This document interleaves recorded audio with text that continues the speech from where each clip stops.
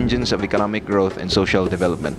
They have sustained industrial, commercial, and development everywhere. Most large cities are responsible for a significant portion of a country's GDP. The cities of today face numerous problems. However, they also offer economic and social opportunities that may outweigh the disadvantages. The success of cities in dealing with its problems will depend on the effective management of its economies, both formal and informal. In economic terms, the difference between the formal and informal sectors is a thing of regulation. The informal sector refers to parts of the economy that are not taxed, regulated, monitored, or included in the gross national product, oftentimes called under-the-table. Jobs in the informal sector are not reported to the government. Though difficult to measure or define, the informal sector is an important element in the functioning of any country and often contributes a lot of economic growth to the country. Given its sheer size and importance to a country's economy, the informal economy is not only an interesting subject to be studied by those in the field of economics, but also by those in other disciplines as well, especially to anthropologists. So focus is on economic anthropology, as this subfield of anthropology attempts to explain human economic behavior in its widest historic, geographic, and cultural scope. In this short documentary, we'll be looking at a certain sector of the informal economy in an emerging global city, Cebu City, the Philippines' second largest city. Cebu City is one of the most developed cities in the Philippines. A walk along the streets of Cebu, diverse economic activities from both the formal and informal economies can be observed. The most common person that would probably be the best representative of the informal economy is a street vendor, as they are the most visible and you can see them almost every day plying the streets.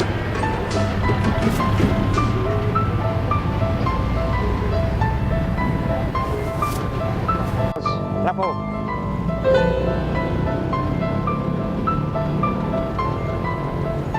Big. Ako si Monico Cantila, siyam na ko katuig, bumaligya o tubig sa kalsada sa Natalio Bacalso. Big. Manong Monico, a street vendor who has been selling rice, water, and other beverages in the streets of Bacalso. Cebu City has been in the informal economy of street vending for almost a decade now. We will find out more from him what it means to be in the informal sector of the economy, why he chose to remain in the informal economy, how his being in the informal economy has improved his quality of life and that of his family, other details of his day-to-day job, his aspirations and outlook for the future in the formal economy, and how the informal sector he is in is linked to the formal economy, among other things. Maayong buntag manong, ako si Andrew Fernandez, ako ba si Eduardo, si Anthony Diaz, mga estudyante ni sa University of San Carlos, sa Masteral. Gusto namang masinati o mahibaw ang imong kahimtang o yun sa imong pagsugod sa imong negosyo dire sa mga kadalanan sa Cebu, especially dire sa South. Ano sa ngalan ginato man? Monico Cantila, sir. Monico Cantila. Taga Lubad ka, taga Cebu? Oh, taga probinsya sa Cebu, Malboal. Malboal. Oh, Malboal. Pero sa Cebu, asa mo kagapuyo? Nara sa may private, nag-abang ko. Nag-abang ka? Silbi, ang imong kauban doon, imong... Ako raw sa. Ikaw raw sa? Ang akong pamilya, ito sa Malboal. Suminyo ka? Nakoy doon kapag mga anak, puro lalaki. Lalaki. Asawa, pinag mo kasawa? Ako sa ta. Boss, trapo. Trapo, boss. Piso. Big. Kini pag night shift ko sa mga napagkordyan ako na makudiha sa doon ra dire sa ato ang highway. Abang tanaw na ko maka kwarta pa man ko, makakaon ko, makaplite patong sa kontrabawan. Sa to pa nangangkat ko trapo. Tag piso man ang trapo kada usa.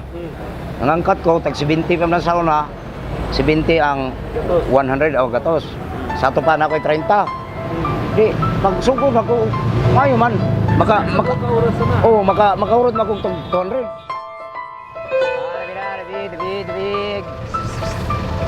Big. Big.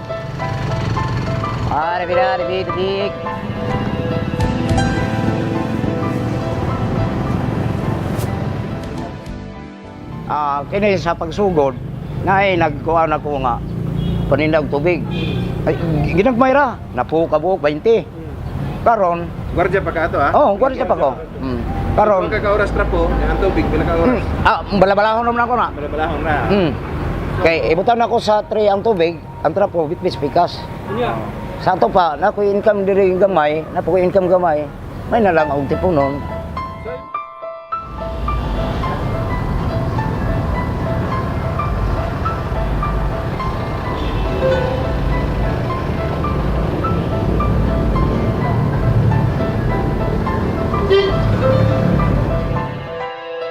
Karon sa Nature Spring, na may supervisor sa norte o sa south.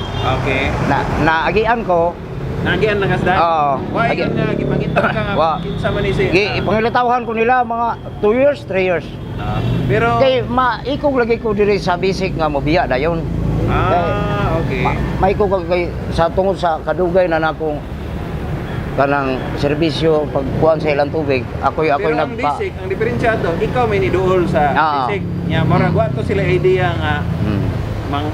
maligya sa mga street vendor. Wala. Ikaw ray na.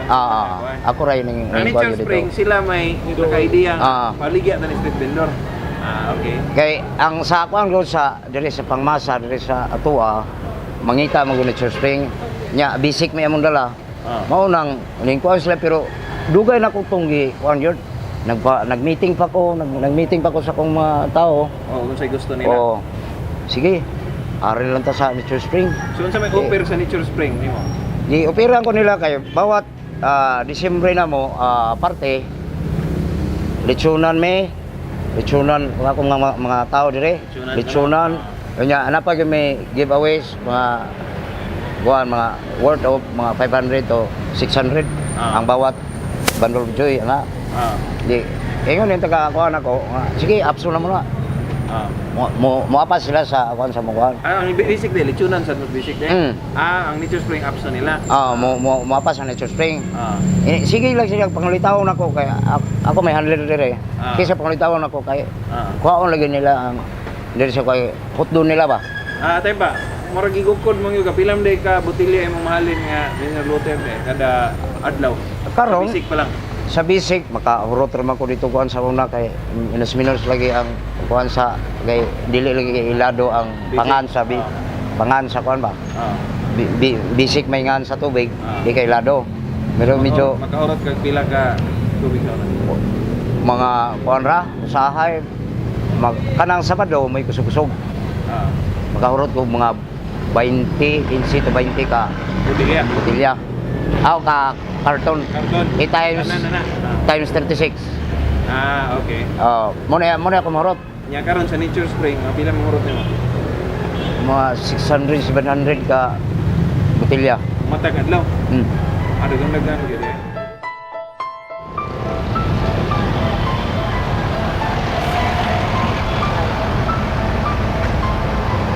Di ba lagi ko kay tawdagon. Di ba butang ka kay dipilit man. Mapaksit man. Ibali ni siguro. Handler sa tubig, ikaw may nagdasa, big-supply nila. Sila may nanuroy, na maligya niya. Sila may handler. Pidler, handler ko.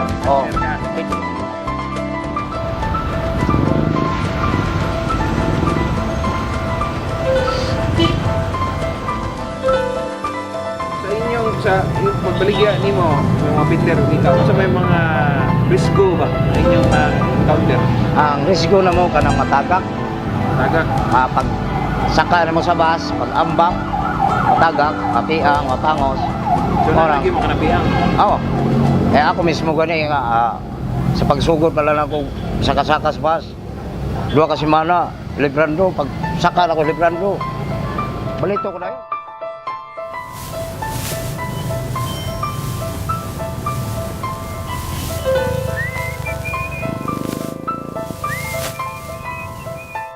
Karon gining akong pagkakuan ron handler, medyo nakakuha na po ko nga nanap ko yung pamilya, diba?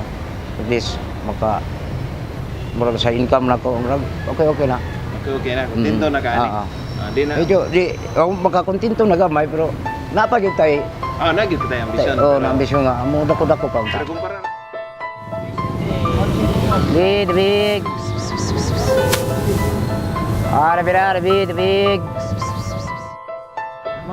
Sa may future nga natanaw ni mo, kung mao nga natanaw ni mo sa mga negosyo, sa na kay plano nga ipermiho ni mo mga tao o kasi magbutang nagabuhog opisina or expand kag laing lugar or sa may mga panlantaw.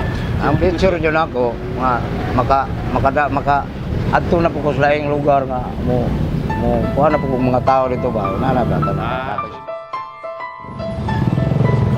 Diba? Dok! 5 lang dok, trapo dok. Ordinary people that we meet on the streets every day, such as street vendors and peddlers, may not seem much, especially to those who are in the upper classes of society.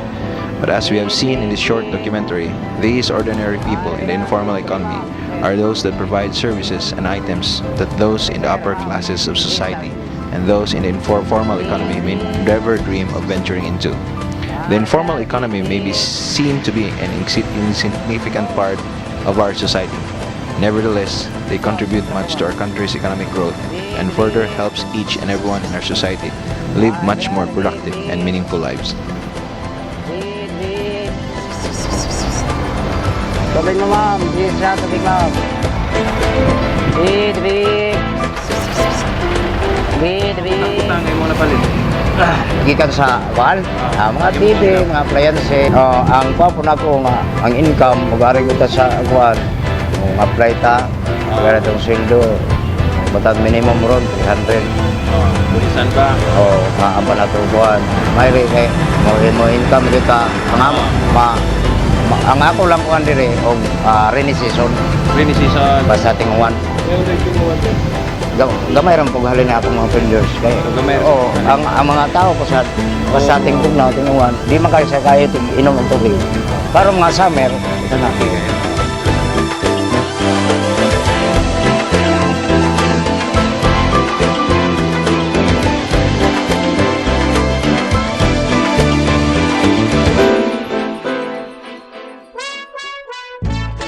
Kaya lang, sa una, kinilang mga bata-bata pa sa bago pa, weekly.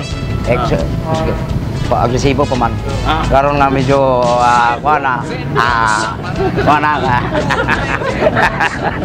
kansinas, katapusan na lang. Makomplain na yun. Loya na. O dahil 15-20 lang karoon kaya sa una, analog na kayo 25.